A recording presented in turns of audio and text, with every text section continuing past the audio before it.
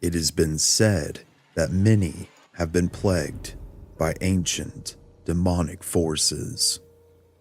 From Mesopotamia to more modern times, these evil and terrifying entities are said to enter our world and wreak havoc upon those who dwell within it. These are the Demonology archives. My name is Cody, and for years I have studied and investigated the paranormal, and part of my fascination, and many others, is the existence of demons. This new mini-series aims to explore the origins, symbols, and stories surrounding particular demons, just where they are said to come from, what they are, and who they are. So if demonology fascinates you, I urge you to watch until the end, because you may just learn something that you didn't know before. Today, we will be deciphering the strange and complex entity known as Zozo in our first episode. Zozo is allegedly a fallen angel, one of the original angels who sided with Lucifer and who were banished from the heavens eons ago by God during the Great Fall. Zozo, or at least under this current name, is a relatively recent phenomena, only mostly emerging in the mid to late 20th and now 21st centuries. The name Zozo is attributed to the name Pazuzu, which is a Mesopotamian demon, which, in ancient Mesopotamian religion, Pazuzu is a personification of the southwestern wind and held kingship over the Lilu wind demons. Depending on who you ask or what sources you cite, Pazuzu is either considered a good or white magic entity, or an evil or black magic entity, considered as both a destructive and dangerous wind, but also as a repellent to other demons, one who safeguards the home from their influence.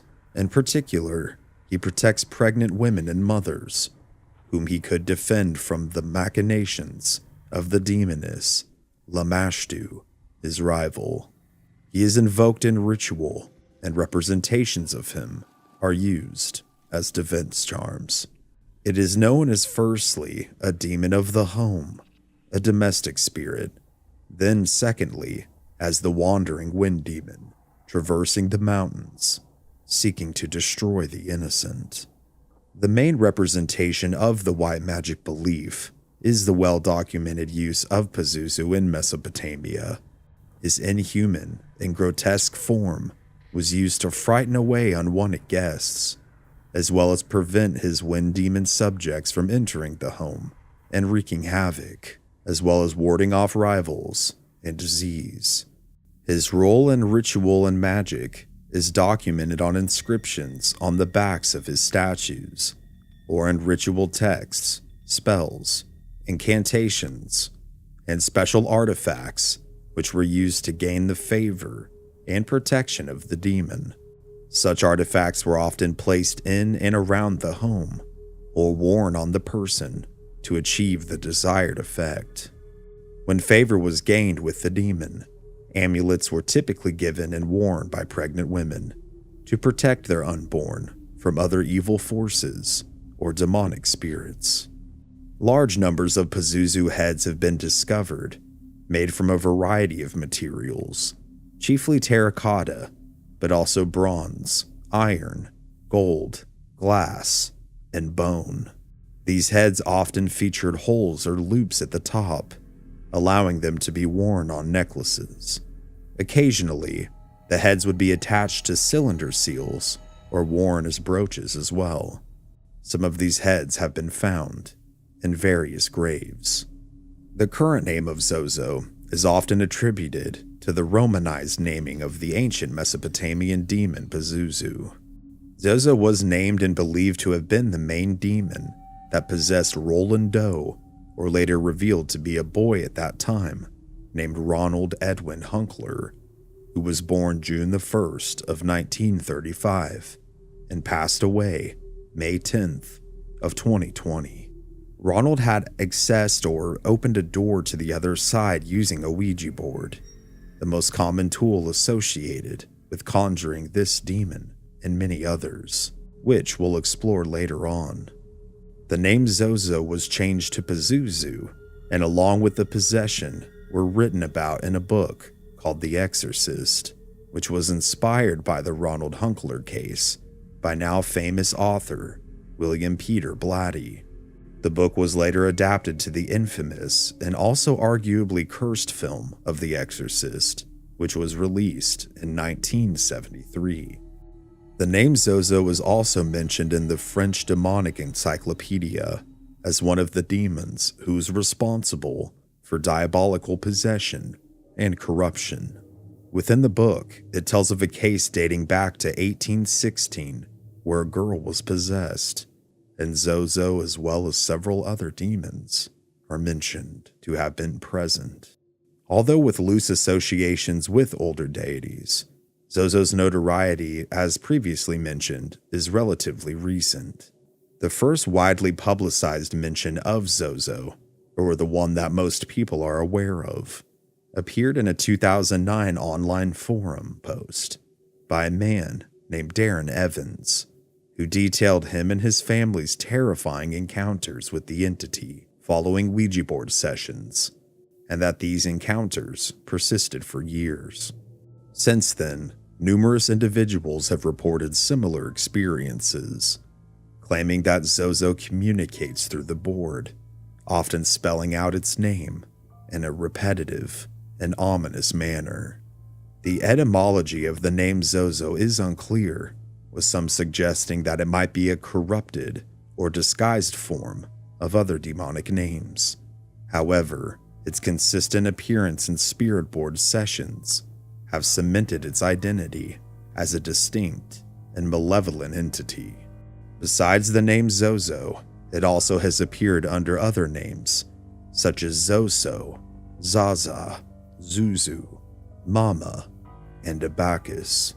Some calling cards of the demon, so to speak, are: when using the board, the planchette is known to move on its own, sometimes in a rainbow pattern, moving from side to side, spelling Zozo over and over again. This is also known as the rainbow effect. It has also been known to make a figure 8, creating an infinity symbol. With the more modern emergence of Zozo, some believe that its power could be being strengthened through what's known as an egregore, or a collective group of thought form created by occultists for certain purposes. Although this seems unlikely because the entity does not appear to serve any human desires other than to destroy the person or people it comes into contact with, if it's able to.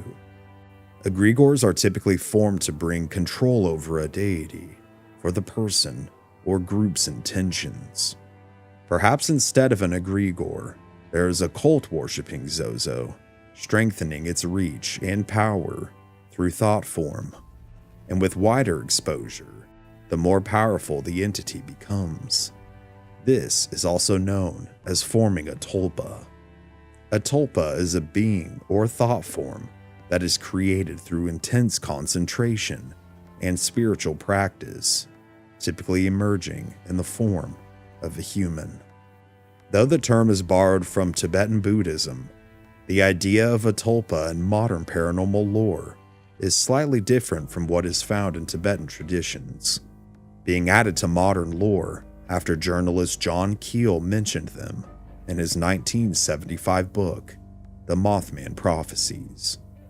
Reports often describe Zozo as malevolent and deceptive, using the Ouija board to frighten, confuse, and manipulate those attempting to communicate with spirits.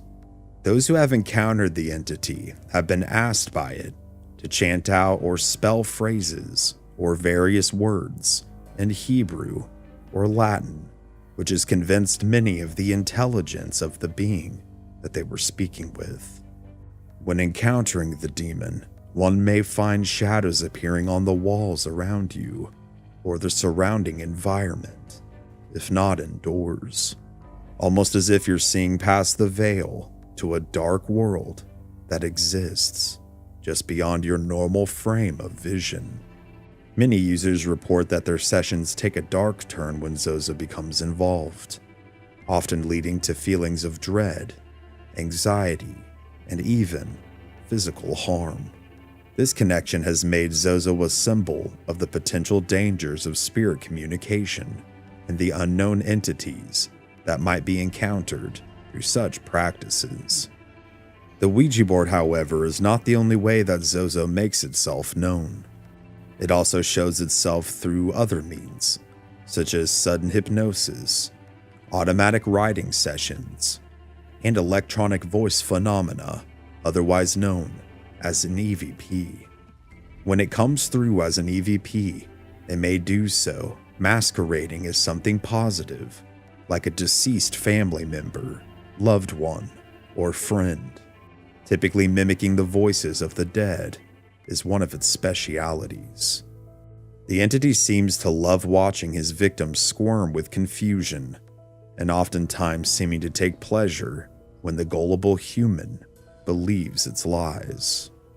The entity also appears to be sadistic in nature and loves watching friends fall out over the lies, typically revealing half-truths or secrets to sow discord.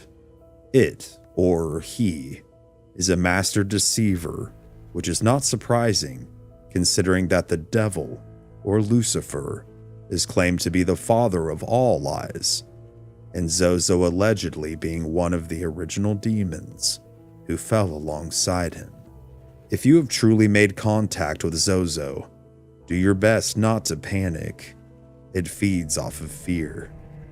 If the contact is made during a Ouija board session, close out the session by saying goodbye. Do not use the same board again, and buddy the old board with holy water. Post-session, do not speak his name. Then sage the area or have it blessed, especially if it is your home, and use sage to cleanse yourself.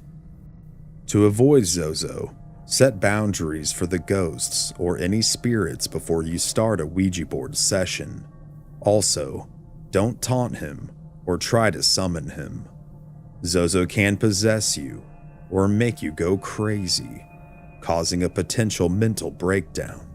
He can also make your nose bleed, and he can cause bruises and cuts.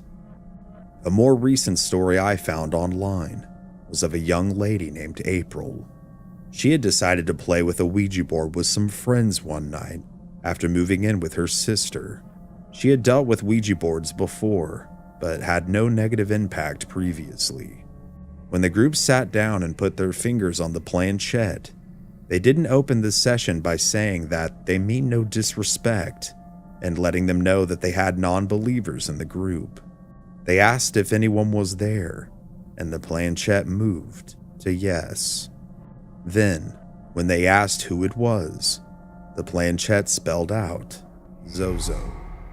They should have ended the session there, but instead they asked what the spirit wanted, and it replied, her. The group asked, "What do you mean? Who is her?" Zozo then said, "I want her," and then spelled the name, April. The spirit then kept spelling out Zozo, and "I want her." April, who out of fear lashed out at the board. The board then quickly began to spell out death. After being told not to provoke the spirit further by the rest of the group, who were visibly freaked out, they would continue to ask questions until the planchette started to feel hot underneath their fingers.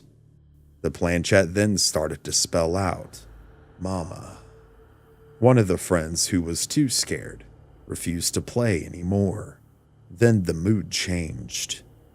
April no longer felt like herself. She began to laugh and cry uncontrollably, and she then began to lash out at everyone present as the board continued to spell out the name of the demon, with those who were more experienced rushing to say goodbye. After doing so, April somehow would return back to her old self, but had no memory of what had transpired while she was allegedly under the entity's control. Other than Darren Evans and Roland Doe's stories, other possible encounters, other than those self-reported on the internet, have been the Doris Bither case in Los Angeles in 1972, when after using a Ouija board, she encountered a dark entity that then plagued her and her family. Another case I have covered, which I'll leave a link to in the description below. The infamous Enfield poltergeist case, which took place in Enfield, England, where a family was plagued by a sinister and malevolent force, which occurred during the years of 1977 to 1979. In 2012, in Tombstone, Nevada, a small group of soldiers were off duty and decided to mess around with a Ouija board just for fun. They allegedly made contact with a spirit who told them that he had died in Tombstone. And on the way back, the man who was driving the vehicle allegedly got possessed and almost killed the others in a deliberate car crash before the demon left him. Following regaining consciousness, the man had no memory of what he had done. I tell Darren Evans' story, along with some additional information diving into Zozo, on the untold story of the demonic Zozo House of Oklahoma, linked here on screen, if you would like to hear the terrifying and harrowing story of Darren and his family dealing with this entity. Something that I haven't said publicly until now is that I didn't speak with Darren directly, but rather with a verified close friend of his who went by the name of Butch. He told me that Darren won't even speak the demon's name for fear of its return, that the experiences were very real, and that he had dealt with them for years, and that they nearly destroyed him. For whatever reason, whether it's the result of an egregore, making tulpas, collective strengthening through occult, or just raised public consciousness, the demon known as Zozo has become a popular part of modern paranormal culture, appearing in numerous books, movies, videos, and stories via internet forums, and some by yours truly. It certainly shows no signs of slowing down in popularity anytime soon. But make no mistake, Zozo is known for being dangerous and should not be sought out or summoned. The occult is not a joke and should not be practiced by the majority of people, in my opinion. So please be safe and be smart when dealing with the paranormal, especially the darker side of things, or you may just encounter Zozo or another entity from the darkest of realms, those of which we will continue to uncover here on the Demonology Archives. I hope you learned something new, and if you enjoyed me trying out this new mini-series and or the video in general, give it a like, share it around, and subscribe with notifications on, and leave a comment letting me know your thoughts down below. Who is Lilith? Is she the first feminist rebel, or a dangerous demon? A defiant first wife, or an evil force that lurks in the shadows? From ancient mythologies to modern interpretations, Lilith's story is one of transformation and controversy.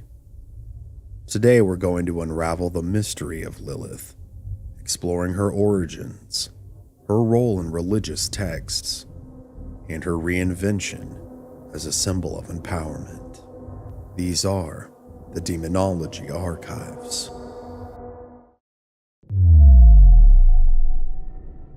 Lilith is a figure whose legacy has spanned thousands of years, stretching from ancient civilizations to today's world, with her first appearance being attributed to ancient man's cave paintings. Whether she's a demon, a goddess, or an icon, her story has captivated imaginations across cultures and generations throughout the existence of human beings. To understand Lilith, we must first go back to the cradle of civilization, ancient Mesopotamia, where she was first introduced in the form of the lilith.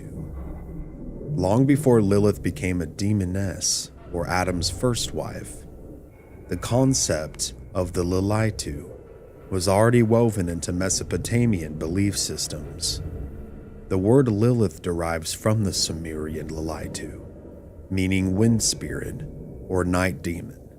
These spirits were thought to haunt the night and were often associated with dangers such as disease, death, and loss of children. They were often depicted as female and were believed to be capable of seducing men and harming infants. This is the same group of demons that Pazuzu, and by extension, Zozo, are associated with. The lilith weren't always inherently evil, but rather embodiments of chaos and danger in the ancient world, a concept that would continue to evolve in the centuries to come. In fact, these spirits were often depicted as seductive, but also threatening, a duality that would become a key feature of Lilith's character as she traveled through time. Now, let's fast forward to medieval Jewish folklore, where Lilith takes on a much more personal role in the story of humanity. According to the alphabet of Ben Sirah, written sometime around the 9th or 10th century CE, Lilith was not just a demon, but the first wife of Adam. Yes, before Eve. In this version of the creation story, Lilith was created at the same time as Adam, made from the same earth, and therefore they were equals. But there's one thing Lilith wasn't willing to do, and that was to submit. When Adam insisted on being the dominant companion, Lilith refused. She wanted equality, not subjugation. When Adam tried to impose his authority, Lilith famously uttered the words, "We are equal. I will not lie beneath you," and thus left the Garden of Eden in defiance. Now, this is a pivotal moment in her story. Lilith isn't just leaving Adam. She's rejecting the idea of a patriarchal hierarchy altogether. She becomes the first woman in myth to resist the traditional role that society and religion expected of her, for better or for worse. But Lilith's defiance didn't come without consequences. After leaving Eden, Lilith then becomes a demoness. In the alphabet of Ben Sirah, she is said to consort with other demons and give birth to legions of evil spirits, specifically the Lilim, spirits that would harm infants and women in childbirth, almost becoming the antithesis of the natural dichotomy of a man and a woman producing offspring. Over time, Lilith became synonymous with death and darkness. In Jewish folklore, she was said to be a night demon who could steal the life force of children, particularly newborn boys. In fact, amulets were created to ward off her evil influence, and she became a central figure in Jewish demonology. In the Talmud and other rabbinic texts, Lilith is a shadowy figure associated with the dangers of childbirth and infant mortality. She embodies the fear of the unknown, the dangerous, the wild feminine, untamed, untouchable, and terrifying. But the story of Lilith doesn't end with her being demonized. In Kabbalah, the Jewish mystical tradition, Lilith takes on a much more nuanced and even necessary role in the cosmic order. In Kabbalistic thought, Lilith is sometimes paired with Samael, an archangel of death. Together, they represent the forces of destruction, but also the dark feminine energy necessary to create a balance in the universe. She is a force of chaos that complements the divine masculine, a counterpoint to the orderly and structured forces of creation. Lilith's role in Kabbalah reflects a deeper philosophical understanding that both the light and the dark are needed for creation to exist. Without the feminine chaos of Lilith, the world would be incomplete. Her role is integral, even if it's misunderstood. By the time Lilith entered Christian folklore, she had evolved into a figure of pure evil. The medieval Christian world adopted Lilith as a symbol of temptation, witchcraft, and demonic seduction. During the witch hunts, women who were accused of witchcraft were often associated with Lilith. She was seen as the ultimate witch, the woman who rejected God's design, defied authority, and used her powers to corrupt and seduce men. In many medieval texts, Lilith became synonymous with the dangers posed by women who rejected their traditional roles. Women who were seen as dangerous, not just because of their power, but because of their refusal to conform. But there is a twist in the tale. Lilith's legacy is far from over.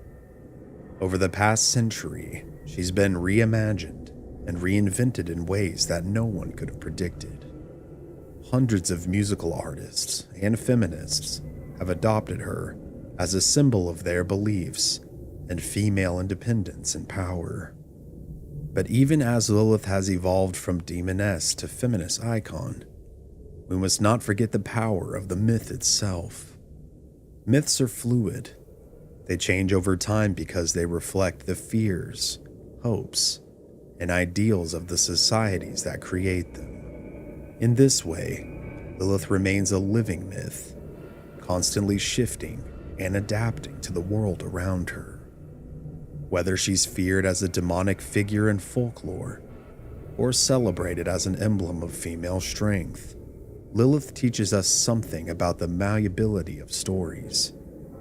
The same story can be reinterpreted and reshaped across cultures and centuries. The Lilith we know today might not be the same Lilith who once stalked the night as a child-stealing demon, but she carries within her the same powerful archetype of defiance against authority and societal structures. As decades pass, Lilith's cultural relevance continues to expand. She's become an unstoppable force in pop culture, representing strength, independence, and rebellion against the status quo. Take, for example, Supernatural, where Lilith appears as a terrifying, yet ultimately tragic character.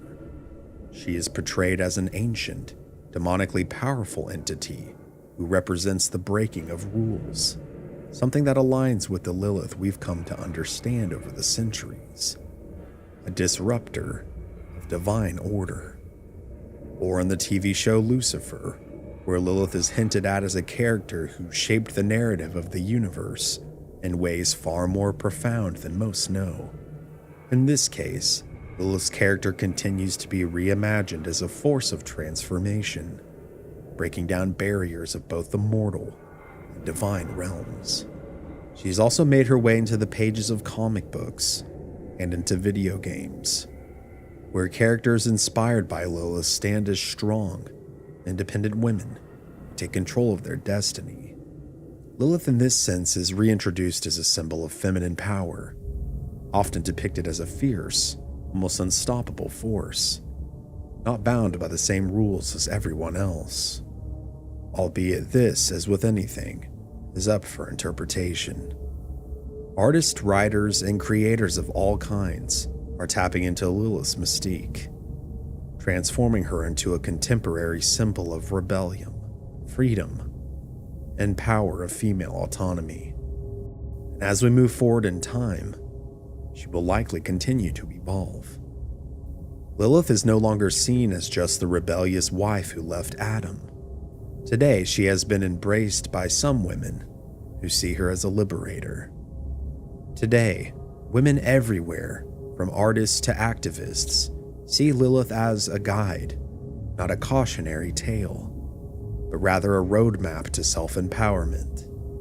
She's a reminder that sometimes the first step toward freedom is daring to walk away from what you're told you must accept.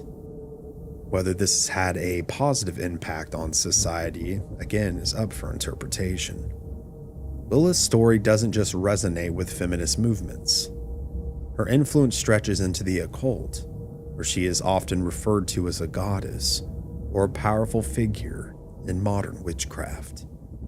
Some contemporary witchcraft practices, especially those of feminist witches, invoke Lilith as a symbol of both power and wisdom. Her independence and refusal to be bound by any rules makes her the perfect archetype for those who seek spiritual autonomy and self-empowerment. Within occult circles, Lilith is often seen as a symbol of inner strength. She's also associated with the darker side of the feminine, those aspects of ourselves that are wild, mysterious, and untamed.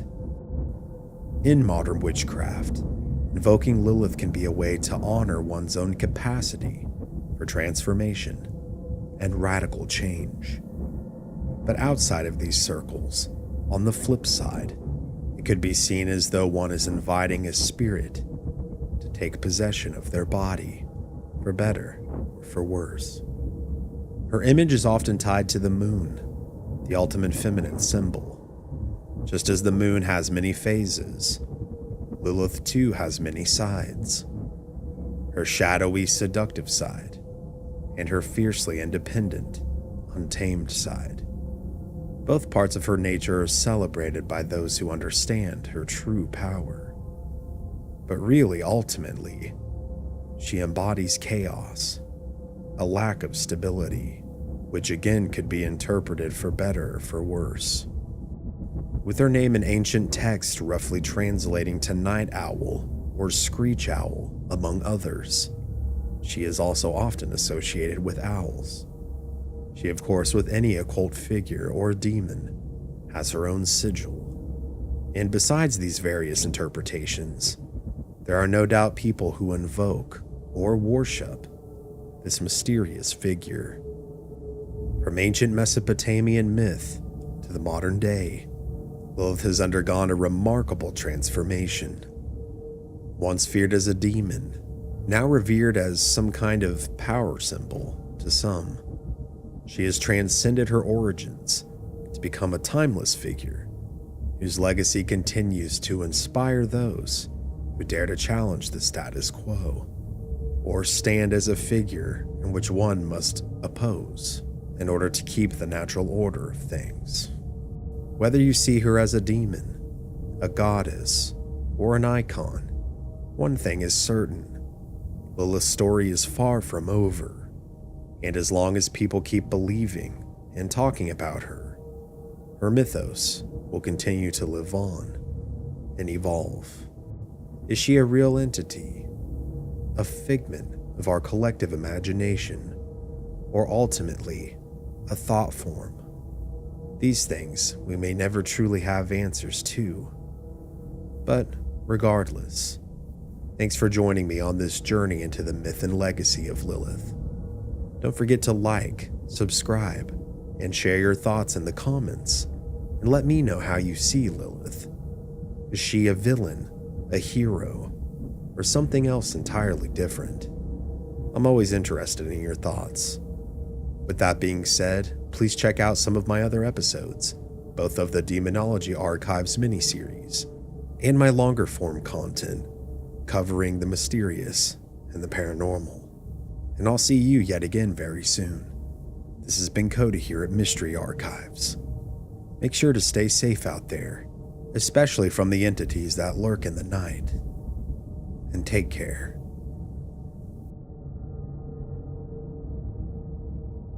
In the deepest reaches of hell, beyond the scorching rivers of fire and the haunting cries of the damned, a legion of demons reside.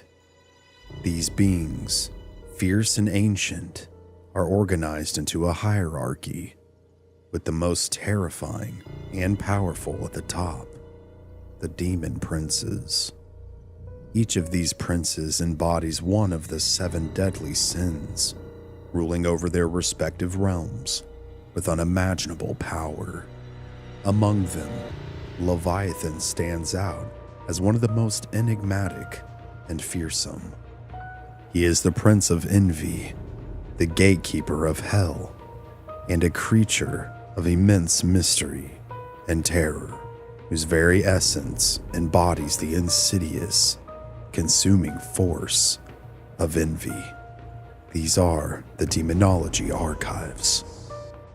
Before we do discuss this incredibly interesting topic, I did want to say that this video was made possible by each and every one of you, and certainly those of you who support me via Patreon and YouTube channel memberships.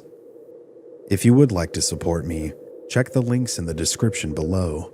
To understand Leviathan, we must first understand the sin he represents. Envy is a feeling as old as humanity itself. It's that burning desire for what others possess, a desire that twists and warps the spirit. Envy is deeper than jealousy. It's not simply about wanting what another has, but resenting them for having it. It's a gnawing ache that makes one want to tear down, to destroy, rather than admire or strive. Envy is the pain one feels not only at another's success, but in their joy, their love, and their light. And this pain, when left unchecked, leads to ruin.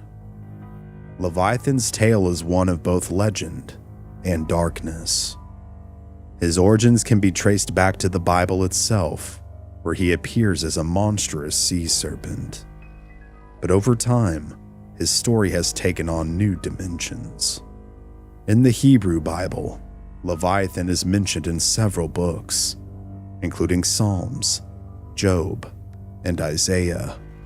Each one paints a vivid but varied picture of his terrifying presence. In Psalms, Leviathan is described as a creature so powerful that even the sea trembles under his weight. You broke the heads of Leviathan in pieces, the verse reads, and gave him as food to the people inhabiting the wilderness. Here, Leviathan is not merely a creature, but a force, a symbol of chaos and darkness that only God alone can subdue. Yet it is in the book of Job that Leviathan's fearsome nature truly comes to life. Job, a man of great faith, has been tested by unimaginable suffering, his life dismantled piece by piece. Broken and desperate, he questions why he must endure such hardship. God answers, not with comfort, but by revealing Leviathan. Who can open the doors of his face, God asks, with his terrible teeth all around? The creature's scales are described as tightly sealed, impenetrable, and gleaming with an otherworldly light. Flames burst from his mouth. His breath ignites coals. He's described as a creature beyond comprehension, whose power is so absolute that even a mere glimpse strikes terror into the heart of man. In ancient Jewish mythology, Leviathan was thought to be a primordial sea monster, a creature created in the dawn of time, symbolizing the untamed, chaotic forces of the world. Later occult interpretations transformed Leviathan into something far more insidious, the very hellmouth itself, a gaping, ravenous maw through which the damned passed into the fiery abyss. According to some traditions, when Lucifer and his host of rebellious angels were cast down from heaven, they found refuge within Leviathan. Here, hell itself was born, the fires stoked by Leviathan's unquenchable hunger for souls. His open jaws became the entrance to eternal torment, a monstrous mouth leading directly to the underworld. But why would Leviathan be linked to envy of all things? Envy is often called the diabolical sin because it brings forth so many other vices: hatred, bitterness, and cruelty. Unlike jealousy, which can sometimes inspire positive action, envy festers. It corrupts the soul, leading a person not only to want what others have, but to wish misfortune upon them for simply possessing it. The tale of Cain and Abel serves as a dark parable of envy's power. When God favored Abel's offering over his own, Cain's envy turned to hatred, and he murdered his brother. In that moment, he became a wanderer, forever cast out. Envy had consumed him, and in doing so, led him to destroy the one he should have cherished the most. Leviathan embodies this soul-consuming darkness. As the prince of envy, he does not merely wish to possess the souls that pass through his jaws. He despises them. He loathes their memories, their joys, their loves, and takes satisfaction in devouring all that once made them whole. His hunger is insatiable, his mouth stretching wider and wider to engulf the souls of the damned. It is said that Leviathan's gaze alone can strip away a soul's last shred of peace, leaving it bare and raw, ready to be swallowed by his unending rage. In theological texts, envy is often depicted as corrosive and isolating. Immanuel Kant, one of the Enlightenment's most prominent philosophers, described envy as a kind of self-inflicted misery. The envious person, he argued, cannot find contentment, for they see their own worth only through the distorted mirror of another's fortune. St. Augustine called it the diabolical sin, explaining that from envy springs every imaginable cruelty, hatred, detraction, joy at another's misfortune, and bitterness at their success. Augustine viewed envy as a poisonous seed that, once planted, spreads uncontrollably, leading the afflicted soul down a dark and unyielding path. But what lies at the other end of the spectrum from envy? The Apostle Paul, in his letters, speaks of love as the antidote to envy. Love, he says, is patient. Love is kind. It does not envy. It does not boast. It is not proud. Love connects where envy isolates. It celebrates where envy destroys. And in Paul's view, love is the antidote to the isolation and bitterness that envy brings, a balm that soothes the soul and bridges the gap envy has created. In art, Leviathan is rarely depicted in his entirety.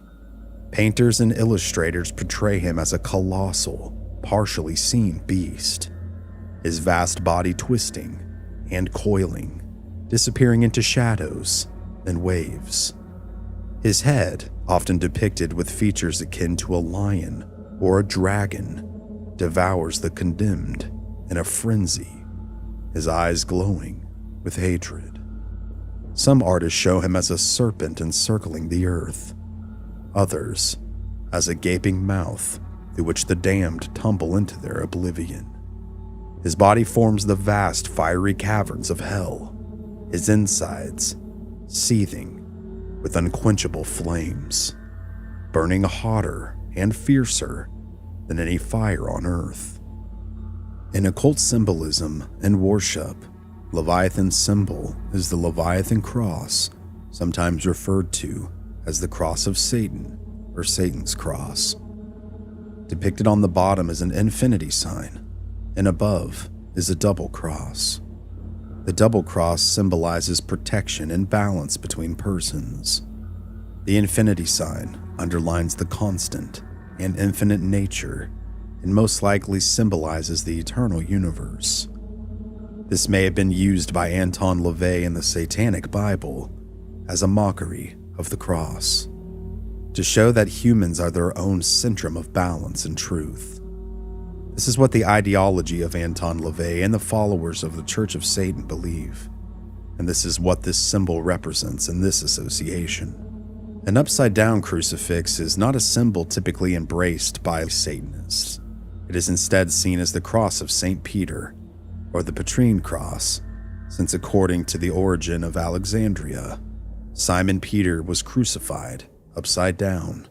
However, turning a symbol like this, a cross upside down, is symbolic in its own, and the interpretation of doing so differs among Catholics and Satanists. In alchemy, the Leviathan's cross is a symbol for sulfur, which is one of the 3 essential elements of nature. In Asia, its name is the brimstone symbol. The Leviathan's cross offers multiple crossroads of the 2 crosses, and can also be interpreted as a sign of free choice. It can also be seen as a double stroke through, or an equal sign, showing that every person has their own life. With this symbol also representing sulfur in alchemy, alchemical drawings often portray sulfur as the sun. The symbol of sulfur is often used as an identifying symbol by Satanists, due to sulfur's historical association with the devil, as is often compared in this context to the Catholic pontifical cross. A more common symbol for sulfur is also a fire triangle surmounting a crossed earth. Interestingly, the Leviathan cross was created by the Knights Templar. The Leviathan's cross is typically used by theological Satanists, those who believe in an actual entity or force that is Satan. The Leviathan's cross was adopted by Anton LaVey and the Church of Satan, but LaVey Satanists, more often than not, don't actually believe in a Satan, or a god for that matter. It's practically an ego-driven revamping of older pagan beliefs, spearheaded by hedonism. The upside-down cross, of course, is typically adopted by LaVey Satanists as well, mostly to represent anti-Christian or anti-Catholic sentiment. Of course, these answers will vary upon who you ask, what their interpretation of the symbols are, what they mean. In modern interpretations, Leviathan is not simply a creature, but a symbol of hell itself, the very embodiment of envy. He is an endless void, a maw that stretches wider with each soul he consumes, growing ever larger in his bid to encompass the universe. Those who pass into hell through Leviathan's mouth find themselves not merely in a place of fire and torment, but in a realm of absolute despair, a place where the echoes of their lives and their loves are twisted into reminders of what they will never have again. Thus Leviathan, the Hellmouth, the Prince of Envy, stands as a reminder of the consuming nature of envy. Envy is a hunger that grows the more it is fed. It devours, isolates, and poisons, turning even the brightest joys into ash. In Leviathan, we see the ultimate expression of envy, a monstrous, unending desire to consume all, to reduce everything to nothing. If you found this exploration of Leviathan intriguing, let me know what you think down in the comments. Don't forget to like, share, and subscribe. And a special thanks to my YouTube channel members and Patreon supporters for making this video possible.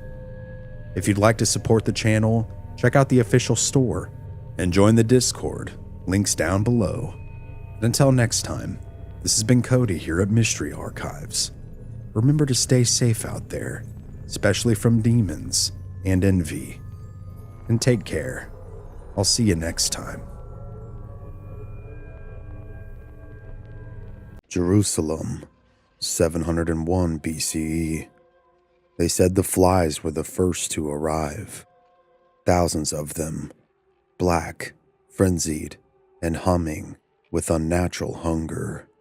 They poured through the cracks in the walls of Ekron's temple. They descended on the idol, Beelzebub, lord of the high place, until his golden face was crawling with wings and legs, his jeweled eyes lost beneath the writhing filth. The priests choked on incense smoke, the air soured with rot, though no corpse lay nearby. The whispers began that night. The god had spoken. He would not offer healing, he would offer dominion. 1,000 years later, Christ's enemies would call him mad, possessed. They would claim he cast out demons by the power of Beelzebub, the prince of devils. In secret, some among them knew the name well. It was older than Rome, older than Solomon's ring, older than the world's breath, if the scrolls were true. In the quiet libraries of the Vatican, his name still surfaces in exorcism logs, burnt into the air by tongues not human. In psychiatric hospitals, some patients scream of swarms, of voices, of eyes watching from within the walls. He has gone by many names, but always, where pestilence and power intertwine, he waits. Beelzebub. The name Beelzebub originates from a Philistine deity worshipped in the city of Ekron.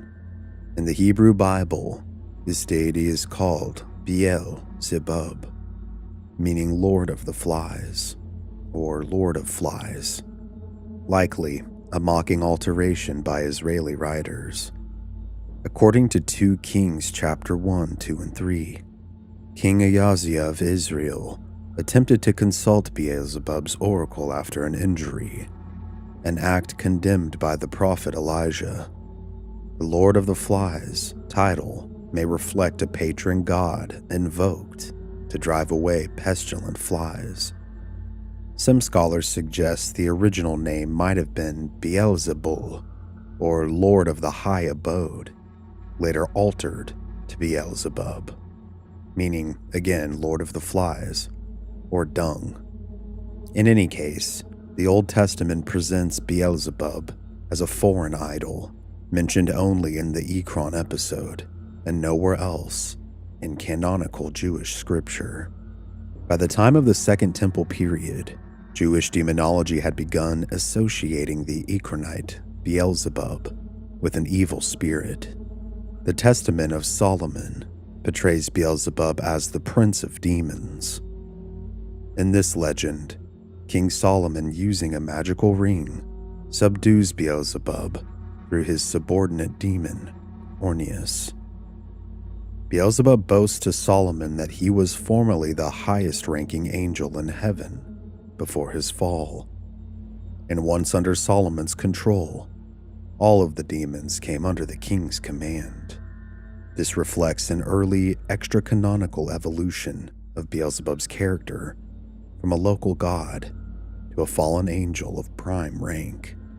In the New Testament, Beelzebub appears as the name for the chief demon, or Satan himself. The Synoptic Gospels record opponents of Jesus accusing him of casting out demons by the power of Beelzebub.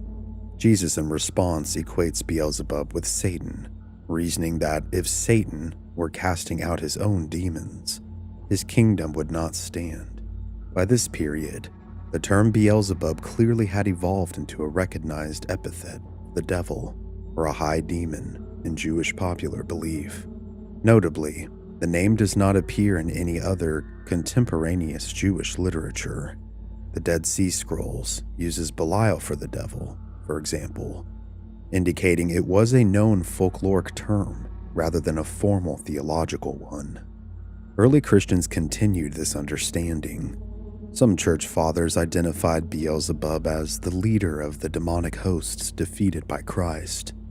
For instance, the Gospel of Nicodemus has Satan and Beelzebub as separate infernal figures, with Beelzebub pleading against Christ's entry into hell. further cementing his status as a distinct demon in Christian lore, though such details are legendary rather than scriptural. In rabbinic literature, Beelzebub is not a prominent figure, but the rabbis were aware of the Echronotic idol's infamy. The Babylonian Talmud refers to a pagan figure called Beelzebub in explaining an idol's impurity, even an idol the size of a fly, like the idol of the Ecronites, which was called Zebub, meaning the fly, is also prohibited, equating the Beelberith worshipped in Judges 8:33 with the fly idol of Ekron. This passage suggests that Jewish sages remembered Beelzebub as an idol, one that was literally fly-sized, kept as a household god. The Talmudic context, however, treats it as a worthless idol rather than an active demon.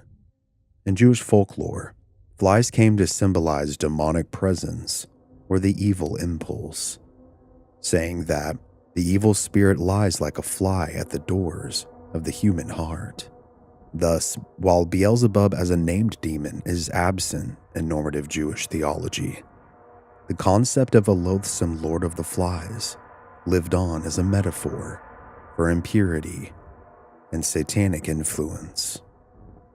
During the medieval period, Christian demonologists expanded upon Beelzebub's legend, elevating him to one of the highest-ranking demons in hell. In famed grimoires, Beelzebub often appears as the devil's chief lieutenant.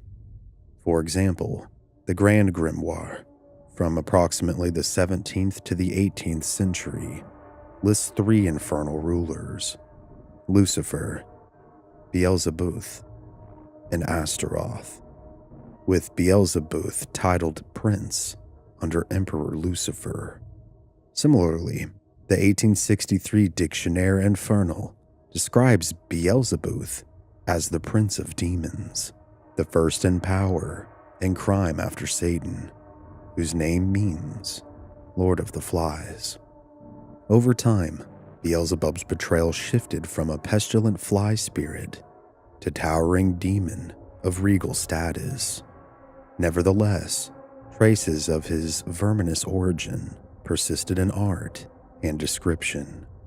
Some medieval illustrations depict Beelzebub as a giant fly or a grotesque creature with wings. By the Renaissance, Beelzebub was firmly entrenched in Christian lore as a major demon. Demonologists like Peter Bensfield in 1589 classified Beelzebub among the 7 princes of hell, typically associating him with the sin of gluttony or envy in some variants. Others, such as the 17th century exorcist Sebastian Michaelis, described Beelzebub as a fallen seraphim or an angel of the highest angelic order, who once led angels in heaven and now commands legions of demons as hell's reputed Lord of the Flyers. Thus, across the medieval and early modern era, Beelzebub evolved into a complex figure, at once the repulsive fly demon of folklore and a mighty duke of hell in scholastic demonology. In Christian tradition, Beelzebub's role straddles the line between devil and devil's chief agent. The New Testament usage identifies Beelzebub with Satan, implying that by Jesus' time, Jews used Beelzebul as an epithet for the devil or prince of demons. Later Christian writers ran with the idea, and Beelzebub became known as one of the unholy trinity of hell, alongside Lucifer and Leviathan. Medieval Catholic tradition often viewed him as synonymous with Satan, or at least Satan's foremost lieutenant as well. The Catholic Encyclopedia notes that Beelzebul, or Beelzebub, is used merely as another name for Satan in the Gospels. However, demonological catalogs distinguish him as a separate entity, the Lord of the Flies, who reigns over lesser demons. In these later sources, Beelzebub's attributes include the power of flight and pestilence. and immense cunning. Colin D. Clancy's Infernal Dictionary describes Beelzebub as a demon who flies and commands the power of infestation, literally able to send or disperse swarms of demonic flies. Traditionally, Christian demonologists also ascribe to Beelzebub a sinful speciality.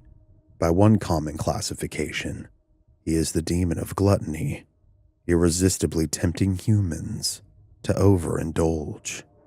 Another tradition makes him the demon of envy, perhaps linking to the imagery of buzzing flies coveting nourishment.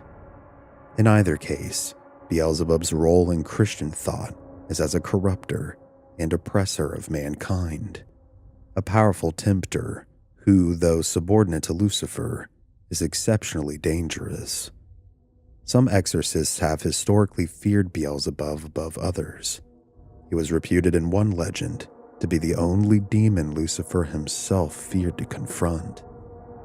In summary, Christian theology, especially the popular and occult variety, casts Beelzebub as prince of demons, at times interchangeable with Satan, and at times a distinct demon who leads Satan's armies and furthers his dark will. In Jewish theology, Beelzebub does not occupy an official role the way Satan or Asmodeus or Asmodeus do. The Hebrew Bible remembers Beelzebub only as a foreign idol, and later, Jewish writings treat the name as a bygone term. Nonetheless, Jewish interpreters historically understood Beelzebub as a symbol of pagan corruption and evil. The first-century Jewish historian Josephus rendered Beelzebub as Lord of the Flies, affirming the derogatory sense. Medieval Jewish commentators and the Jewish Encyclopedia theorized that Israelites altered Beelzebul, Lord of the Lofty Abode, or Lord of the High, into Beelzebub, to ridicule that god as Lord of Insects or Filth. In essence, for Jewish scholars, Beelzebub exemplified the defilement of adultery, an idol so vile that it was linked to flies and dung. This association influenced Jewish folklore and ethics. Flies came to represent the pervasiveness of the Yetzer Hara, or an evil inclination. A Talmudic homily compares the evil impulse to a fly that dwells in the human heart, reflecting how the fly god metaphor entered moral teaching. Importantly, mainstream Judaism does not personify Beelzebub as a demon in its own right. In the rabbinic worldview, the fallen angel Samael, or the accused angel Satan, filled the role of the devil, and foreign gods were sometimes seen as powerless spirits or non-entities. When the Babylonian Talmud mentions the Ekronite fly idol, it is only to emphasize the zeal of idolaters and the impurity of idolatry. There is no Jewish myth of Beelzebub the demon acting in the world. In later Kabbalistic demonology, Beelzebub might be classified as an impure spirit, but such references are relatively rare. Islamic theology does not recognize Beelzebub as a distinct entity. Neither the Quran or the Hadith literature make mention of a demon or idol by this name.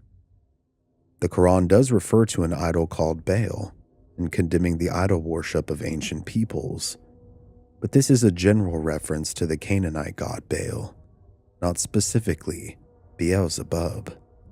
In Islamic belief, the chief of devils is Iblis, meaning Satan, and evil spirits are generally known as jinn, none of whom correspond to the Beelzebub of Western lore. Outside of formal theology, folklore and occult traditions have kept the legend of Beelzebub alive in vivid ways. In many folk beliefs of Christian Europe, Beelzebub became a byword for the devil in pestilent form.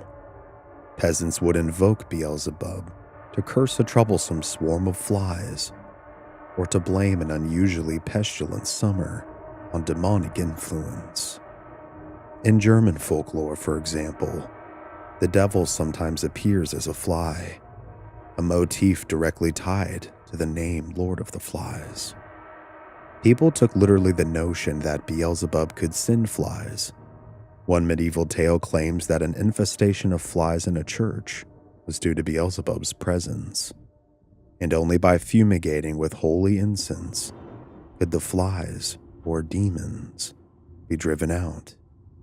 Such stories reinforced Beelzebub's image as the demon of plagues and filth. In witchcraft and folk magic, Beelzebub is frequently featured as a demon to be both feared and used. In the 16th and 17th century witch trials, which accused witches in Europe, allegedly named Beelzebub in their Sabbath rites. In witch hunter manuals, it was written that witches would pay homage to Beelzebub or sign a pact with him as one of the devil's chiefs. For instance, a 17th century French account of a witch's Sabbath lists Beelzebub among the infernal names chanted in the assembly. Folk magicians also sometimes invoked Beelzebub in spells, either to ward off insects and disease, or in darker practices, to curse an enemy with madness, symbolically sending flies to their head. Occult grimoires gave instructions for summoning Beelzebub, though such operations were considered highly dangerous. The Grand Grimoire, as noted, treats Beelzebub as one of the big three demons who must be invoked with utmost caution, using special sigils and sacrifices. The text even specifies a sigil or seal of Beelzebub and requires offerings, sometimes gruesome, like blood or entrails, to curry his favor. In these occult traditions, Beelzebub often retains an insect-like or bestial characterization. Some Renaissance occult diagrams portray him as a gigantic fly or a composite creature. One 18th century grimoire illustration shows Beelzebub as a monstrous being with a fly's head and a humanoid body with huge clawed hands. This reflects the belief that though Beelzebub was high in rank, his true form betrayed his corruption. The once splendid angel was now degraded into a grotesque fly. In other depictions, especially those influenced by literature, Beelzebub appears as a towering demon with regalia, but folklore tended to emphasize the nasty, verminous aspect. Because of his prominence, Beelzebub also entered folk speech and literature as an archetype of the devil. In English lore, rustic devils, or boogeymen, were sometimes nicknamed Beelzebub. Even today, the name survives in common parlance. For example, in the phrase, "Beelzebub has a devil put aside for me," a line from a modern song, he is used synonymously with Satan. Such cultural references keep the folklore image of Beelzebub alive, a demon king with swarms of flies about him, forever associated with decay and the underworld. Throughout history, Beelzebub has certainly left his mark on many things: artistic representations, literature, and ritual practices. His name has been used to invoke fear and drama. All of these threads make Beelzebub a compelling figure, one that spans from biblical times to the present, embodying the enduring human fascination with the personification of evil. Thank you guys. In every age, evil finds a name. It is whispered in the mouths of mad prophets, scribbled in the margins of forgotten scrolls, and buried beneath the charred altars of vanished cities. Some call it chaos, others lawlessness, lust, and corruption. But across continents and centuries, one name rises like smoke from the ashes of every dark age: Belial.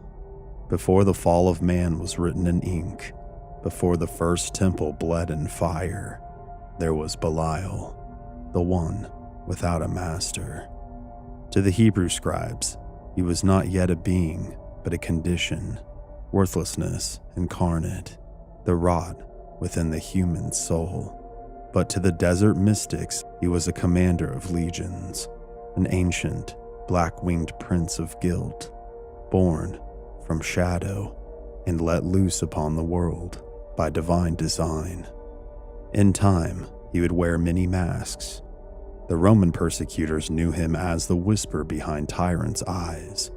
Medieval monks feared him as a demon of courts and kings, granting titles by favor and damning souls through silver tongues. Magicians, trembling in candlelight, summoned him in languages older than Babel, and those who failed were never seen whole again. He spoke through oracles, possessed the flesh, built cults from cities, and when science buried faith, Belial merely changed his name, reappearing in psych wards, haunted homes, and ritual circles cloaked as seances. He never left.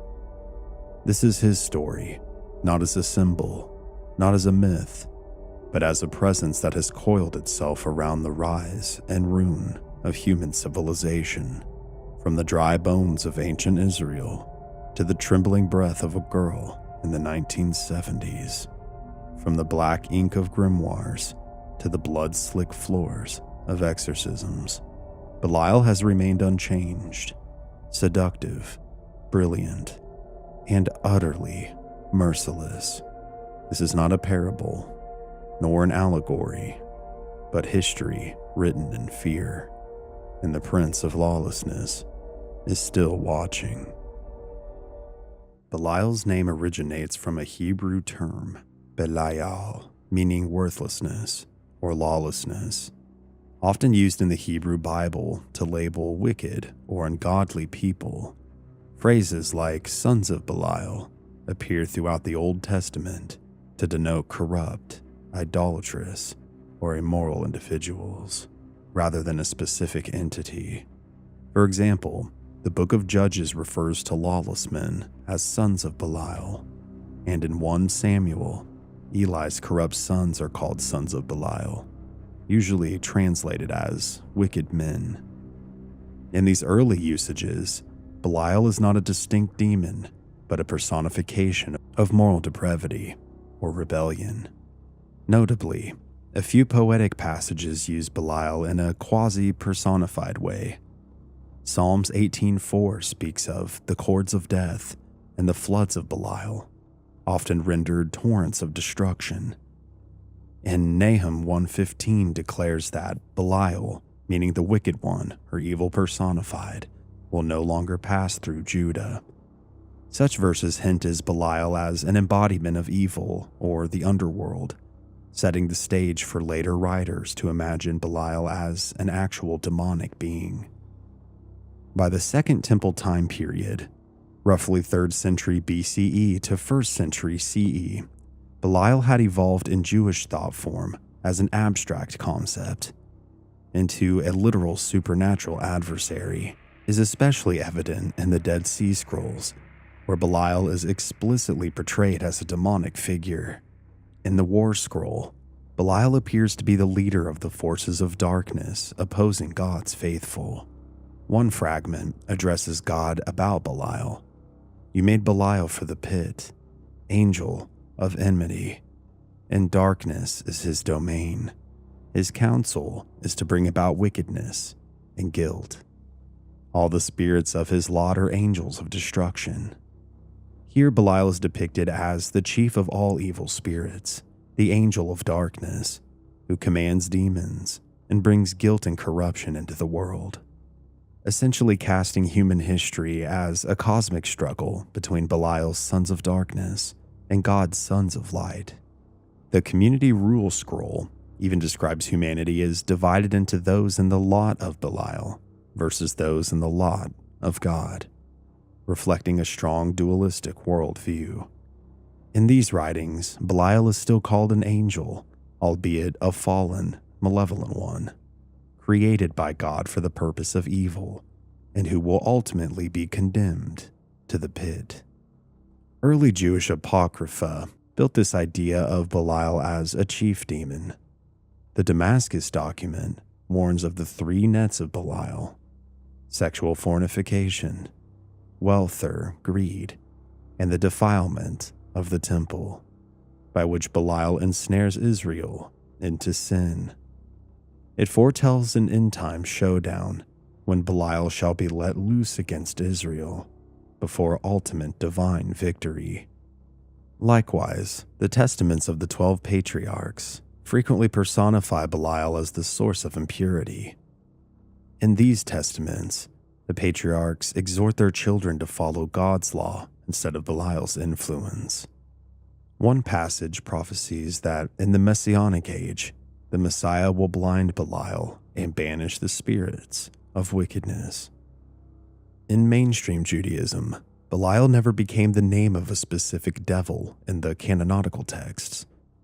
Rabbinic literature continued to use Belial as a general term for extreme wickedness or lawlessness, in line with its biblical usage. Later rabbis often interpreted sons of Belial simply to mean people without yoke. The Talmud, for instance, glosses Belial as without a yoke or one without rule, reinforcing that it denotes rebellious characters rather than a demon's name. Thus, in the Jewish tradition, Belial remained more of an allegory for an evil mindset than a literal demon. One notable exception outside the rabbinic mainstream is a medieval Jewish text, the Toledat Yeshu, which even uses Belial as a derogatory name for Jesus, punning on the idea of worthlessness. In Christianity, Belial was likewise initially understood as a synonym for Satan or a personification of evil. The New Testament contains Belial's name only once. What accord has Christ with Belial? Paul asks rhetorically in 2 Corinthians 6:15. Here, Belial is used to mean the chief of wickedness opposed to Christ, essentially equating Belial with Satan or a satanic figure. Early Christians took this association and ran with it. 2nd century church writings and later theological commentaries often treat Belial as another name for the devil. For example, Paul's reference led some commentators to identify Belial with the Antichrist spirit. The idea of Belial as Antichrist appears in certain early Christian apocalypses and sermons. Indeed, the Sibylline oracles uses Belial as a name for a future tyrant or Antichrist figure. In these oracles, Belial is prophesied to come after the Roman Emperor Nero as a great deceiver, showing how Christians absorbed the name into their end times imagination. The martyrdom and ascension of Uzziah equates Belial with Satan. It states that Belial will incite the persecution of Isaiah, calling him the king of this world, who indwells a tyrant. Early on, Belial was not seen as a minor demon, but essentially as the devil himself, or his avatar in Christian thought. As Christian theology developed, Belial did not feature prominently as a distinct character in scripture or liturgy, but the name persisted in literature and commentary as a byword for the devil. For instance, medieval Christian poets and writers would occasionally use Belial to mean Satan or any demonic force. A vivid example comes from John Milton's 17th century epic, Paradise Lost, where Belial is portrayed as one of the fallen angels in Satan's council. Milton describes Belial as the epitome of impurity and sloth, noting that Belial came last, than whom a spirit more lewd fell not from heaven, or more gross to love vice for itself. Milton emphasizes that no demon was more depraved or morally worthless than Belial. In Paradise Lost Book 2, Belial gives a persuasive speech counseling the demons to avoid further war with heaven, not out of wisdom, but out of cowardice and laziness. Milton's Belial is graceful and humane in demeanor, yet false and hollow, a smooth-talking tempter who fosters lust, violence, and rot in courts and cities. This literary portrayal through fiction draws on the long-standing tradition that Belial represents the spirit of lawless lust and deception. In some medieval folk plays and sermons, Belial appears as a personified demon of debauchery.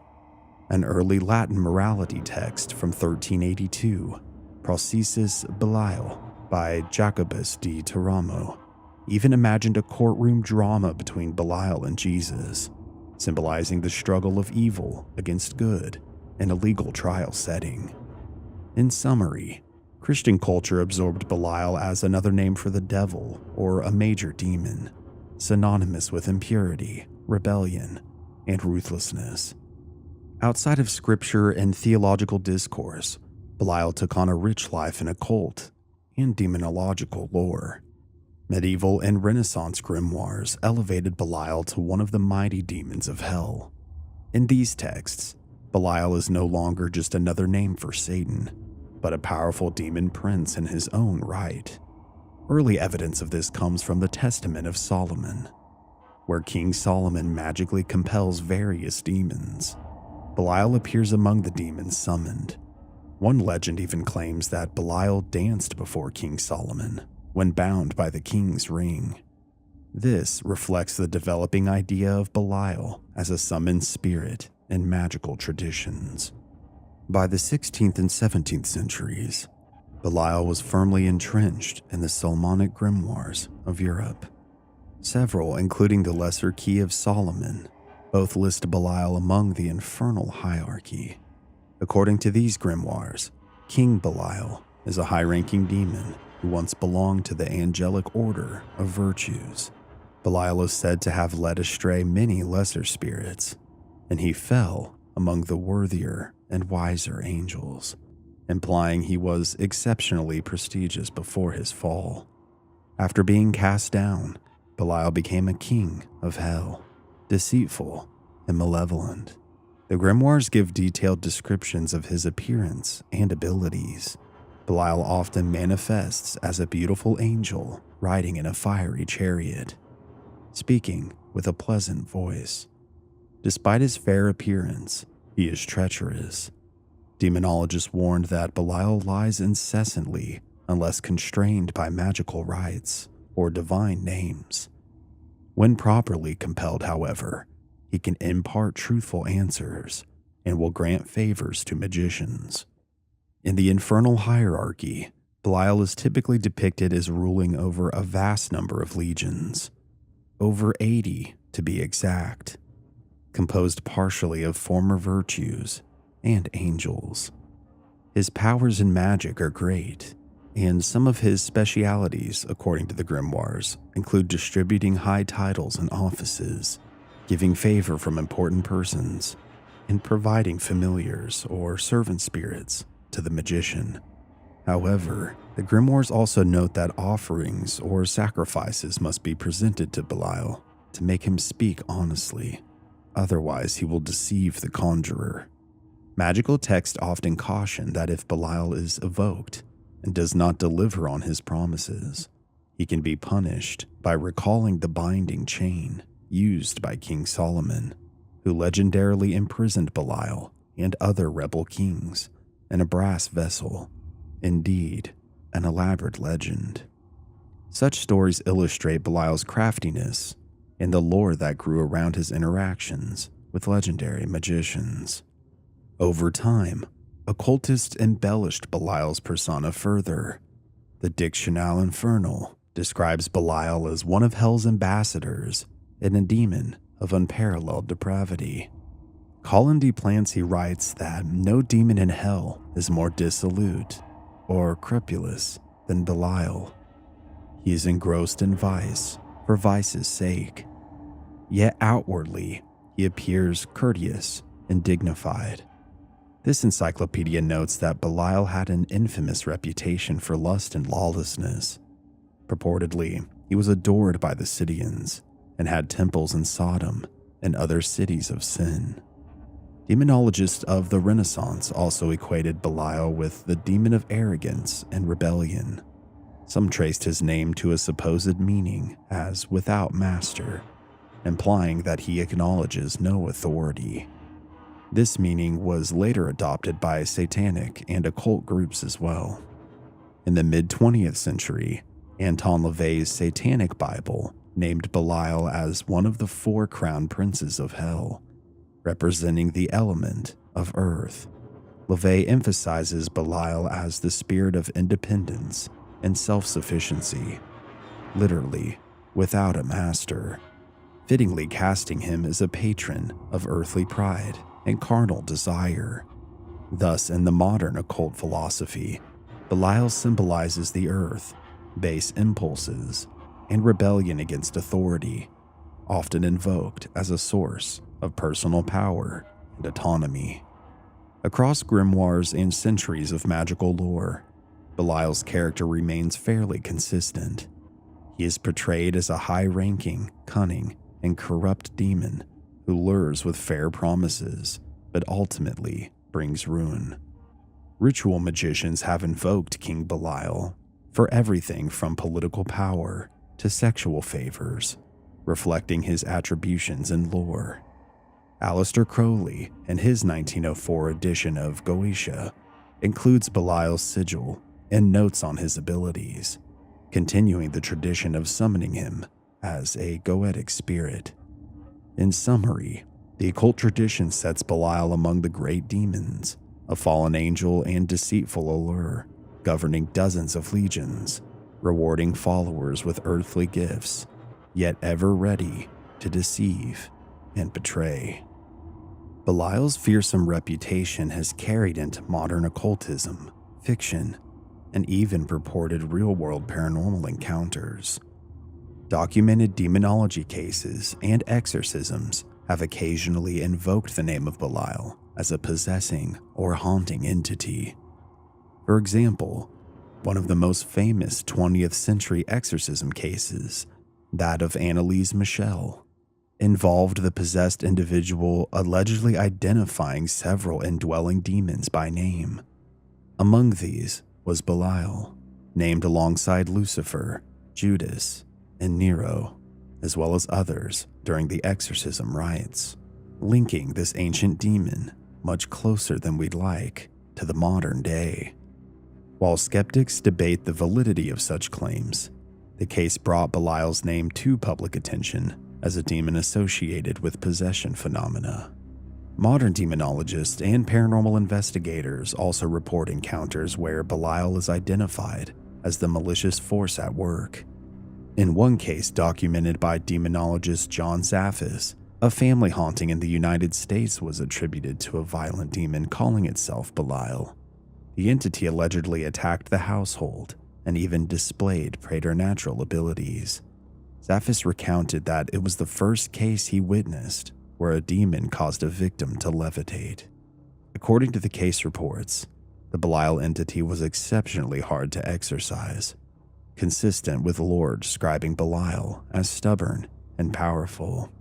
These sensational accounts, while not verifiable in a scientific sense, show that Belial remains part of the contemporary demonological lexicon, invoked to explain particularly intense or manipulative hauntings. There are also historical legends and anecdotes linking Belial to paranormal experiences. Medieval hagiographies contain tales of holy men battling demons by name, and Belial appears in that genre too. For instance, it is said that Saint Nicholas of Tolentino, a 13th century Catholic saint, was physically assaulted by a demon named Belial, who tried to disrupt his pious work. The saint allegedly drove the demon away through prayer. Such stories reinforce Belial's image as a tangible evil presence that holy individuals might confront. In occult circles, some practitioners have claimed to successfully summon or communicate with Belial in rituals, seeking his aid or bargaining with him for earthly rewards, essentially continuing the grimoire tradition into the present day. Modern occult authors have published guides to invoking Belial, describing hair-raising encounters or tests of will attributed to this demon. While these accounts vary wildly in credibility, they contribute to Belial's ongoing mystique as an active spiritual force in the dark corners of the paranormal world. Folklore and popular culture have also kept Belial's name alive. He is referenced in horror novels, heavy metal music, video games, and films as a powerful demon or devil figure. For example, the Diablo video game franchise, which is one of my personal favorites, includes a demon lord Belial, aptly titled Lord of Lies, which draws directly from the Christian demonological tradition. In some horror literature, Belial is portrayed as a grand adversary, orchestrating cults or corrupting leaders behind the scenes, playing on his ancient reputation as a demon of depravity and chaos. Even outside explicitly religious contexts, the name Belial has an ominous ring that creators use to evoke satanic evil. This modern folklore cements Belial's role as a villain across eras. From ancient scrolls to contemporary storytelling, he endures as a symbol of ultimate treachery and darkness. Across centuries, names fade, temples crumble, languages die, but Belial remains. He has no need for worship, no throne of gold, no altar carved by human hands. His dominion is built in shadows, behind courtroom doors, in whispers of sedition, in the trembling breath of a child who wakes at 3:33 a.m. with eyes fixed on the corner of the room. He does not rage like Lucifer or seduce like Asmodeus. Belial waits. He corrupts slowly, speaking not in fire, but in reason. He is the lawless voice that convinced kings to betray their own blood, the silver tongue in the boardroom, promising unchecked dominion, the unseen hand that bends justice until it breaks.